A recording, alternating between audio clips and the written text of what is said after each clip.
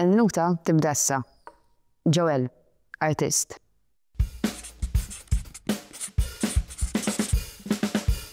What's your favorite part of the painting process? When I take the canvas, I begin to put all the elements together. This is what's interesting. So I push it. Sometimes I make different color, to make element more aggressive, a little bit more soft, so I can create 3 dimension.